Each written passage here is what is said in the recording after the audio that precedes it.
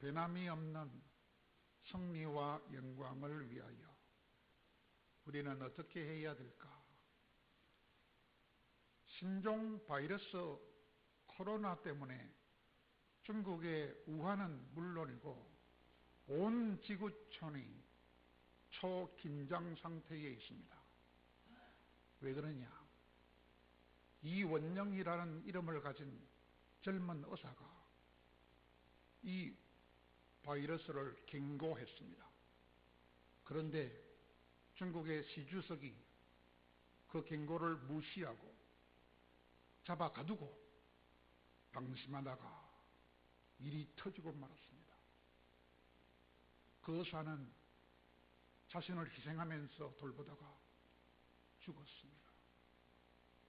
그 결과 매일 100명이 죽어간다는 소문도 있고 매일 1200명이 죽어서 화장을 당하고 있다는 소문도 있습니다.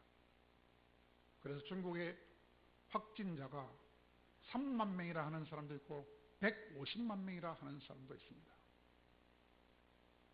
메르스보다도 그 기세가 더 무섭다고 말합니다. 이 코로나 바이러스가 칼을 들고 우리를 위협하는 것도 아니고 겁을 주는 것도 아닙니다. 그러나 우리는 핵무기만큼이나 그 바이러스를 무서워하면서 바싹 긴장하고 있습니다. 이것을 막기 위하여 많은 나라가 중국 사람들을 들어오지 못하게 문을 닫고 있습니다. 우리나라도 그렇게는 안 하지만 못하고 있지만 비상방역 체제를 가동하고 있습니다. 왜 그럴까요? 아직은 코로나 바이러스를 대처할 수 있는 백신이나 치료약이 없어서 두려워하기 때문입니다. 손자병법의 핵심이 뭡니까? 내가 강할 때는 나가서 용감하게 싸워야 하지만 적이 강할 때는 승부를 피하고 적이 약해질 때까지 기다리는 것이 손자병법의 핵심입니다. 그러므로 이런 때는 조심하고 또 조심하는 게 상책입니다. 모르고 나가다가 걸려 죽었으면 큰일 나잖아요. 이렇게 이때는 조심하는 것을 비겁하다거나 비굴하다고 말하지 않습니다. 그것은 훌륭한 처세술이며 전략이라고 전술이라고 말할 수 있습니다. 그런데 적과 맞서서 싸울 수 없을 정도로 세력이 약해가지고 상대가 전혀 안 될 것을 알고 적 앞에서 앞뒤를 재어 보지도 않고 도망을 쳐야 한다면 마음이 참 참담할 것입니다. 힘이 없어서 고개를 푹 숙인 채로 스스로 항복을 선언해야 한다면 정말로 슬픈 일이 아닐 수 없을 것입니다. 힘이 없어서 내 것을 내 것이라고 뜻없이 주장도 하지 못하고 마땅한 권리마저 행사도 할 수 없고 아무 소리도 못하고 내 것을 빼앗기면서 힘이 없어서 지레 겁을 먹고 몸을 움츠리면서 남의 눈치를 봐야 한다면 이 또한 아주 비참한 일이라고 할 것입니다. 그러나 힘이 있는 분이 뒤를 보아준다면, 그래서 든든한 배경이 있다고 하면 힘이 없거나 약해도 뒤로 물러나거나 고개를 숙이거나 마땅히 누릴 수 있는 자기 권리마저 빼앗기거나 미리 겁을 먹거나 눈치를 살피지 않아도 될 것입니다. 뒤를 보아주는 힘 있는 분이 있다면 말입니다. 그렇다면 가장 힘이 센 분이 누굽니까? 가장 힘이 센 분은 바로 하나님이에요. 그 하나님을 믿고 살아가는 믿음의 백성들은 바로 그런 존재입니다. 비록 우리는 힘이 약하지만 강하신 하나님 때문에 세상이나 세상에 있는 그 무엇도 두려워하지 않는 자들입니다. 무서워서 뒷걸음치거나 지레 겁먹거나 눈치 볼 이유가 없는 자들이 진짜 우리들인 것입니다. 왜냐하면 세상보다도 더 크시고 가장 강하신 하나님이 우리와 항상 함께 하시기 때문입니다. 그러므로 그 강하신 하나님은 모세가 죽은 다음에 벌벌벌벌벌벌 떨고 있던 여호수아한테 뭐라고 말씀하셨습니까? 강하고 담대하라. 두려워하지 말라. 놀라지 마라. 내가 너와 함께 하매니라. 그렇게 말씀해 주셨습니다. 그 하나님은 또한 이사야 선지자를 통하여 오늘날 우리에게도 동일하게 말씀해주고 계십니다. 이사야 41장 10절을 통하여 두려워하지 마라. 내가 너와 함께 함이라. 놀라지 마라. 나는 너의 하나님이 됩니다. 내가 너를 굳세게 하리라. 참으로 너를 도와주리라. 나의 의로운 오른손으로 너를 붙들어 주리라. 그렇게 말씀하고 계십니다.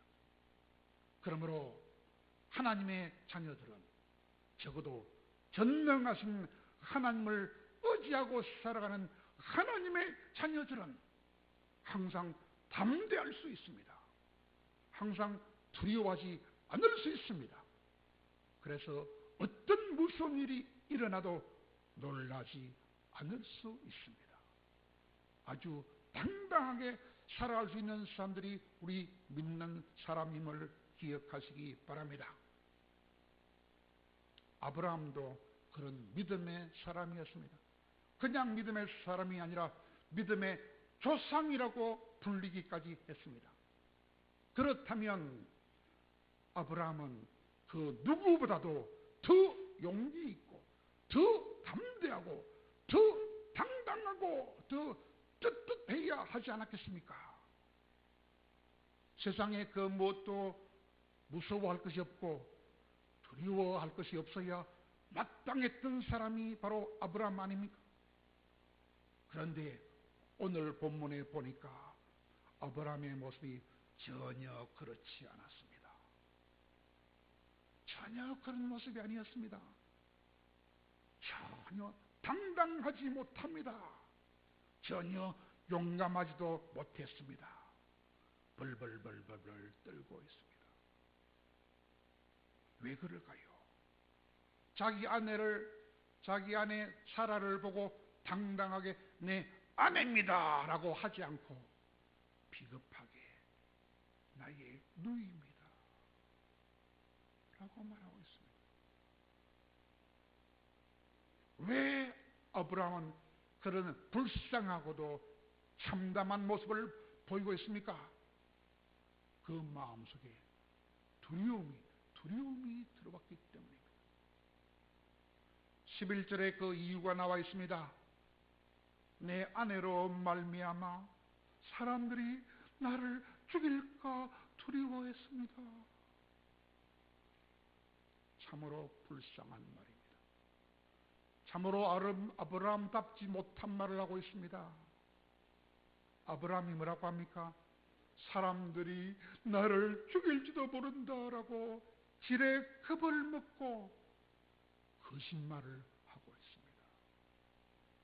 믿는 사람이 거짓말을 하고 있습니다. 그러니 되는 일이 있겠습니까? 믿는 사람이 거짓말을 하고 있으니 되는 일이 있겠습니까? 물론 사라는 아브라함의 변명처럼 그의 이복 여동생이었어요. 자기 아버지가 얻은 다른 여자한테서 난 딸이라. 이복 여동생이었어요. 그러므로 나의 누이라고 말해도 그것은 거짓말은 아닙니다. 그러나 사라가 내 아내라고 당당하게 밝히지 못하고 비겁하게 섬겼어요. 그것은 남편으로서 지켜야 할 의무를 포기한 것입니다. 그러나 그의 아내 사라는 어떤 여자였습니까? 그의 아내 사라는 자기 남편을 뭐라고 불렀습니까? 주여, 주여라고 불렀어요. 자기 남편을 자기 인생의 주인으로 믿고 따르면서 그 못난 남편을 최고로 존경했다는 것입니다. 65세나 되는 늙은 나이에 홀연히 갑자기 정든 땅을 떠나자라고 말할 때도 조금도 거역하지 않고 남편의 결정이라고 묵묵히 따라준 참으로 착한 여자였습니다. 그러므로 그렇게 남편을 믿고 따른 그런 아내라면 목숨을 걸고라도 그 아내를 지켜줘야 마땅한 아브라함이 아니겠습니까? 그런데 그런 아내를 아브라함이 자기 생명만 살리겠다고 아내를 누이라고 거짓말을 한 것입니다.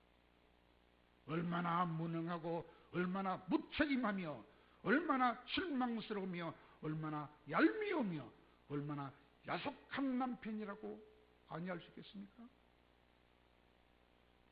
이렇게 두려움 때문에, 두려움이 마음에 들어왔기 때문에 자기 아내를 누이라고 둘러댔더니 그 결과가 얼마나 낭패와 얼마나 큰 낭패와 큰 봉변을 당했습니까? 왜? 그랄 왕 아비멜렉이라는 그 왕이 자기 부하를 보내가지고 아브라함의 아내 사례를 데려가 버렸어요. 왜 데려가요? 자기 첩을 만들려고. 그때 아내를 뺏겼습니다. 아내를 뺏겼어도 마음속에 두려움 때문에 자기가 죽을까 싶어서 한마디 저항하는 말을 하지 못했습니다. 얼마나 행편없는 남자며 남편입니까? 이런 놈을 따라 살다니 얼마나 비참한 여자입니까? 그런 아브라함은 얼마나 못난 놈이며 약한 놈이며 비겁하기 짝이 없는 모습을 보여줬습니까? 그런데 아브라함이 원래부터 그렇게 연약한 자였습니까? 너무 연약한 자기 때문에 할 수 없이 마누라를 뺏겼습니까? 원래부터 연약한 자였더라면 구태여 비겁하다고 말할 수 없을 것입니다. 그러면 원래 그런 놈이니까 비겁하다고 말할 자격도 없는 놈이겠지요. 그러나 아브라함은 원래부터 그런 비겁한 사람은 아니었습니다. 원래부터 그렇게 비겁하게 살 사람은 아니었습니다. 그런데 왜 그렇게 비겁한 자가 됐습니까? 가장 중요한 것을 잃어버렸어요. 가장 중요한 게 뭡니까? 우리 믿는 사람한테 가장 중요한 게 뭡니까? 바로 믿음입니다. 믿음을 잃어버렸어요. 믿음을 잃어버리게 되자 이렇게도 약하게 되었고 초라하게 되었고 비겁해졌던 것입니다. 그러므로 성경은 말합니다. 어떻게 세상을 이길 수 있느냐? 세상을 이기는 승리는 이것밖에 없나니 바로 우리의 믿음이다 라고 요한일서 5장 4절에서 말합니다. 믿음을 잃으면 다 잃어버립니다. 믿음이 강해지면 다 승리합니다. 세상을 이기는 승리는 믿음밖에 없습니다. 그렇습니다. 우리는 힘이 없어요. 우리는 힘이 없어. 하나님이 안 도와주면 힘이 없어. 하나님의 힘을 우리가 얻어야 우리는 힘이 있는 자가 될 수 있습니다. 하나님의 힘을 어떻게 얻을 수 있습니까? 한 가지밖에 없어요. 믿음밖에 없습니다. 하나님이 나의 아버지다라고 믿을 때 하나님은 힘을 주십니다. 그러므로 믿음이 바로 능력입니다. 믿음을 잃어버리면 다 잃어버립니다. 믿음이 아닌 다른 어떤 힘으로도 우리는 세상을 이길 수 없습니다. 믿음을 잃으면 우리는 실패하고 맙니다. 그런데 믿음의 조상이라고 불리는 아브라함조차도 그 귀한 믿음을 잃어버린 적이 있다 그 말입니다. 그러므로 우리도 얼마나 믿음을 잃어버릴 때가 많은지 모릅니다. 예수님이 책망하셨어요. 너에게 믿음이 어디 있느냐? 왜 믿음이 없느냐? 책망받았어요. 믿음을 잃어버리면 우리는 천국 못 갑니다. 승리하지 못하면 천국 못 가요. 그래서 아브라함도 믿음을 잃어버리더니 마음속에 두려움이 왔습니다. 덜덜덜덜 떨었어요. 내 예쁜 마누라를 내 마누라라고 말하면 내가 맞아 죽을지 모르겠다. 두려움이 들었어요. 두려워 떨면서 너무나 무력해지고 너무나 무책임한 비참한 모습을 보여주고 있습니다. 남자로서 남편으로서 가장 수치스러운 실수를 저지르고 말았습니다. 왜 이런 추한 모습을 당하고 말았습니까? 이유가 무엇입니까? 그가 낭패를 당한 것은 맨 먼저 환경적인 이유 때문이라고 말할 수 있습니다. 환경이 안 좋았어요. 성경은 아브라함이 왜 그랄 지방으로 내려갔는지 이유를 말하고 있지 않습니다. 그러나 추측할 수 있습니다. 왜 25년 전에 아브라함이 애굽으로 내려갔을 때와 똑같이 그 가나안 땅에 기근이 들었기 때문에 그렇지 않았을까 추측할 수 있습니다. 많은 양떼와 소떼를 먹일 푸른 목초지를 찾아서 내려가지 않았을까 추측할 수 있습니다. 여러분, 사실 환경이 얼마나 중요합니까? 물이 많고 기름진 땅, 무성한 목초지가 필요합니다. 여러분, 먹고 사는 일이 얼마나 중요합니까? 더구나 아브라함은 혼자 몸이 아니었습니다.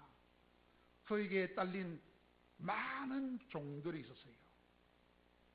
아브라함이 함께하는 식솔들이 너무너무 많았어요. 얼마나 됐을까요? 추측한데 한 2,000명 내지 3,000명을 데리고 살았어요. 우리 20명 밥 먹어도 힘들지요? 2,000명 함께 밥을 먹어야 돼요. 만약에 가뭄이 들어서 아브라함에 속해 있던 그 2,000명의 사람들이 다 굶어야 한다면 얼마나 원망을 많이 하겠습니까? 그들도 함께 넉넉히 살아야 하겠기에 주인 되는 아브라함은 책임이 얼마나 무거웠겠습니까? 제가 만약에 오늘 점심 미지 말고 돌려보내라면 돌아갈 때 원망 얼마나 하겠어요? 20명도 그래 2,000명 3,000명이 더 되는 사람이 며칠 굶겨보세요. 아마 아브라함을 죽이려 했을 것입니다. 그래서 그 기근을 피해서 아브라함은 가나안 땅 그랄 땅으로 이동을 했을 것입니다. 가나안에서 그랄 땅으로 내려갔다 그 말입니다. 하나님이 약속하신 그 그랄 가나안 땅에 있지 않고 새로운 땅으로 내려갔으니 그 새로운 환경이 아마 더 좋게 보였을 것지도 모릅니다. 그 그랄 지방에 살고 있던 사람들이 자기들보다 더 몸집이 더 커 보였을지도 모릅니다. 그들에 비하면 아브라함의 사람들은 너무나 초라하게 생각되었을지도 모릅니다. 우락부락 하는 놈들이 나타나가지고 누구? 하니까 내 마누라도 한번 맞아 죽을까 싶었어. 네, 여동생입니다. 그 말이 나왔어요. 여러분, 누구나 그리 될 수 있습니다. 아브라함도 그리 되는데 세상 속에 홀로 들어가서 홀로 믿음을 지키기란 생각보다는 어렵습니다. 엘리야와 같은 큰 능력이 있는 선지자도 혼자 외롭게 믿음을 지키면서 세상과 싸울 때는 얼마나 힘들었는지 모릅니다. 다 하나님을 배반하고 내 혼자만 남았습니다 할 때 얼마나 외로웠겠습니까? 온통 우상으로 물들어 있던 그 이스라엘 백성들, 그들을 지도하던 850명의 가짜 제사장들, 그리고 그를 주장하던 악한 여자왕 이세벨, 그 모두하고 대항해서 혼자서 외롭게 싸워야 했던 사람이 엘리야 선지자였습니다. 혼자라고 생각하니까 얼마나 외로웠겠습니까? 갈멜산에서 하나님께 기도함으로 하늘에서 불이 내려와가지고 850명의 선지자를 물리쳤지만 그런 능력 있는 엘리야도 결국에는 혼자서 싸우다 보니까 지치고 지쳐서 믿음이 곤두박질 해가지고 떨어져가지고 믿음이 다 떨어져가지고 하나님 나를 죽여주시옵소서 라고 말했습니다. 이렇게 환경이 무서운 것입니다. 그러므로 믿음의 사람 아브라함도 잠깐 동안 믿음이 뚝 떨어져서 없어졌던 것입니다. 그러므로 나는 믿음 좋다고 자랑할 사람 한 명도 없습니다. 우리 중에 안심할 사람 한 명도 없습니다. 아브라함이 낭패를 당한 것은 결국은 뭐냐? 아브라함이 머물러야 마땅했던 땅을 떠났기 때문입니다. 하나님의 인도하심이 아니라 자신의 생각과 자신의 판단을 따라서 다른 곳으로 옮겨갔기 때문에 그런 일이 벌어진 것입니다. 하나님의 인도를 알고 하나님의 인도를 따랐더라면 하나님이 그를 돌봐주시고 지켜주시고 책임져 주셨을 것입니다. 그런데 하나님의 인도하심을 따르지 않고 자기 생각을 따라서 블레셋 땅인 그랄로 내려갔더니 그런 일이 벌어졌습니다. 아브라함은 전에도 한번 하나님이 인도하신 그 가나안 땅을 떠난 적이 있었습니다. 그때도 가나안 땅에 임한 흉년이 심해서 애굽으로 지 마음대로 내려갔다가 애굽의 바로 왕한테 마누라를 빼앗기고 말았습니다. 두 번이나 이 짓을 하고 있습니다. 그 아들 이삭도 그 짓을 했습니다. 참 인간은 약합니다. 믿음 좋다지만 믿음 있는 사람 별로 없어요. 거의 없어요. 그런데 아브라함은 24년이 지난 다음에 또다시 자기 마음대로 약속의 땅인 가나안 땅을 떠나서 그랄로 내려갔다가 오늘 본문처럼 큰 봉변을 당하고 있는 것입니다. 여러분, 아브라함만 그렇습니까? 그렇지 않죠. 룻기에 나오는 루스의 가족도 마찬가지입니다. 그들도 그때 흉년이 와가지고 약속의 땅 베들레헴을 떠나서 모압 지방으로 갔다가 그 가정에 남편이 죽고 두 아들도 죽고 말았습니다.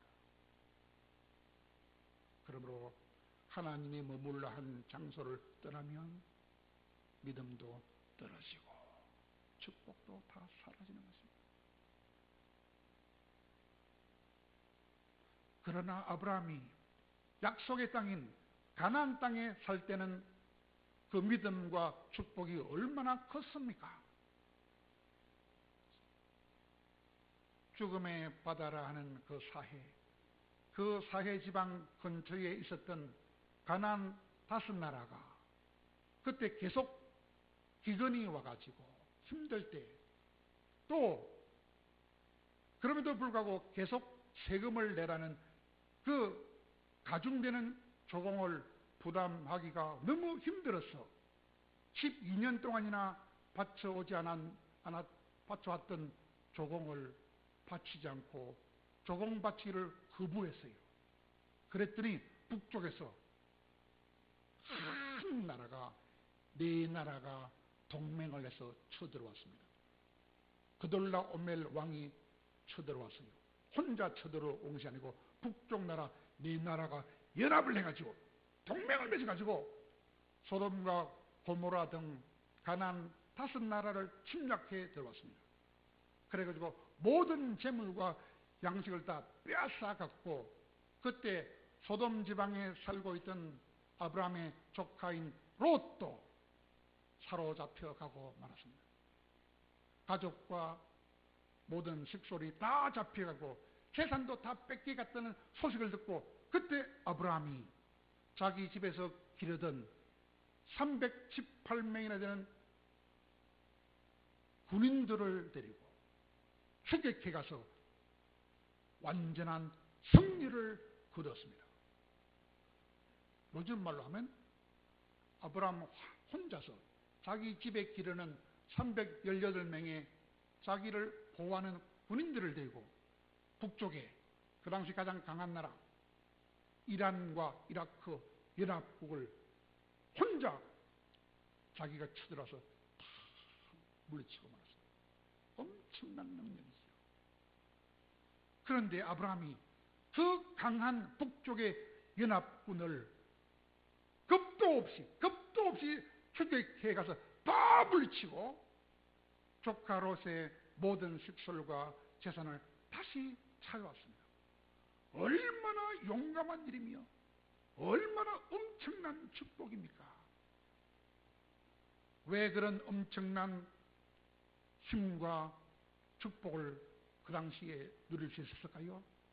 그것은 그때 아브라함은 하나님이 머물라 하신 그 가나안 땅에 머물렀기 때문에 하나님이 그에게 엄청난 용기와 축복을 주셨기 때문에 그 일을 해낼 수가 있었던 것입니다.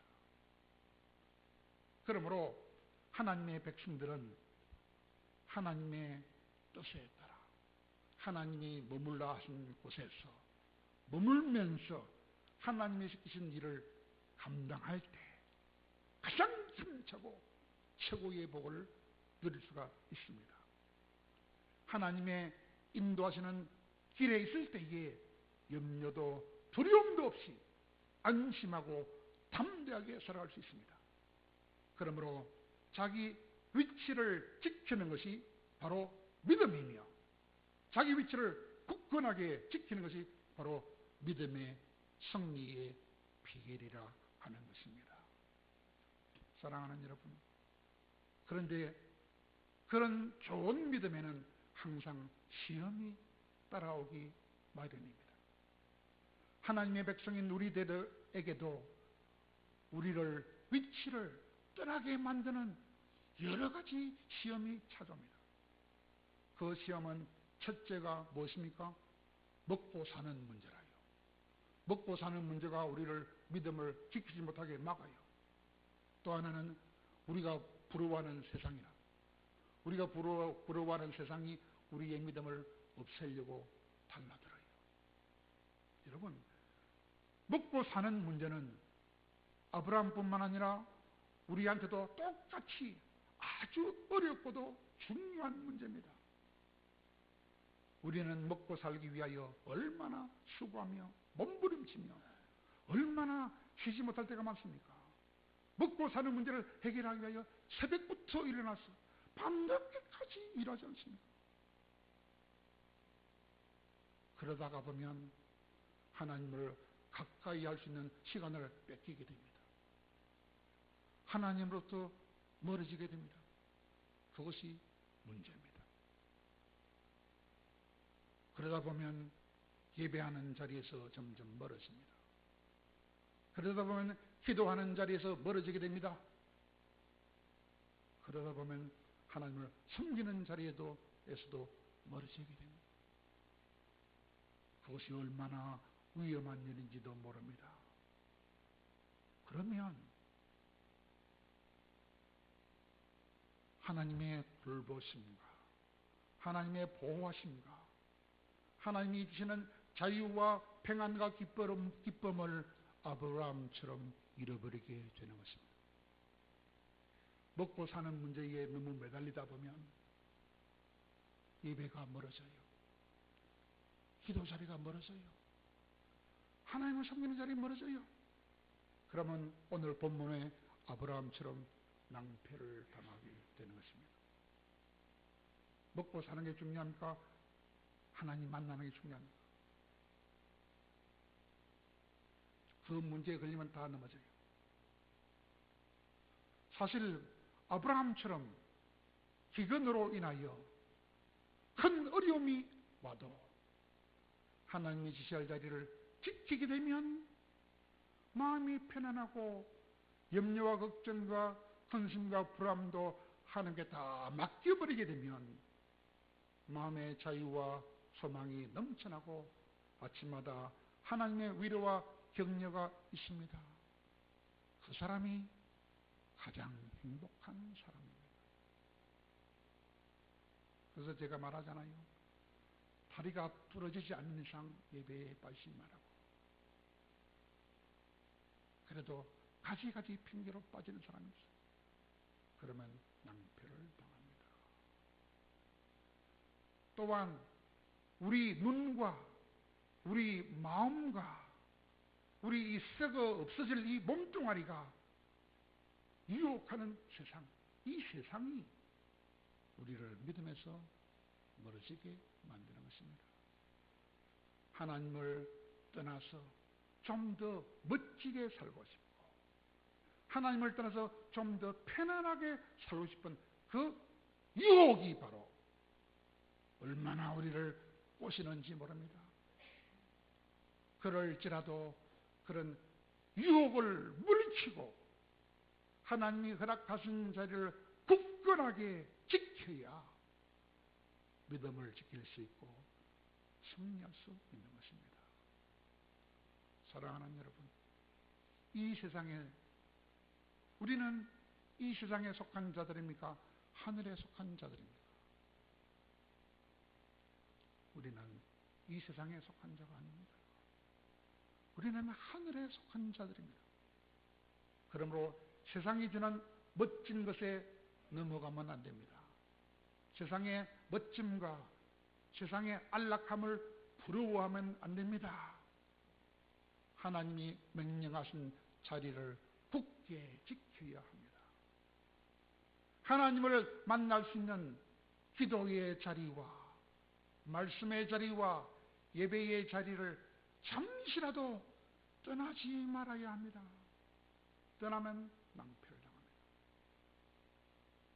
그러므로 시냇가에 심은 나무가 시절을 쫓아 열매를 맺고 형통한 것처럼 날마다 하나님을 만나는 자리를 찾아서 날마다 말씀을 읽으며 날마다 기도하며 날마다 혼자서라도 예배해야 합니다. 그리할 때에 하나님은 어떤 악조건 속에서도 우리 마음의 두려움을 물리쳐 주시고 근심과 걱정을 해결해 주시고 기쁨과 감사와 평안과 담대함을 얻게 하셔서 변함없는 승리와 영광을 얻게 해 주신다는 것입니다. 그러므로 세상의 유혹에 넘어가지 말고 먹고 사는 거기만 급급하지 말고 먼저 하나님을 날마다 만나는 자리에 나가서 맨 먼저 날마다 말씀을 읽고 날마다 기도하며 날마다 혼자서라도 하나님께 예배함으로 모든 두려움을 뽑아내고 염려와 걱정을 뽑아내고 항상 기뻐하며 범사에 감사하며 쉬지 않고 기도하는 가운데 마음속에 항상 기쁨과 평안이 넘쳐나는, 변함없이 승리하며 변함없이 주께 영광을 돌리는 우리 모두가 되기를 간절히 바랍니다.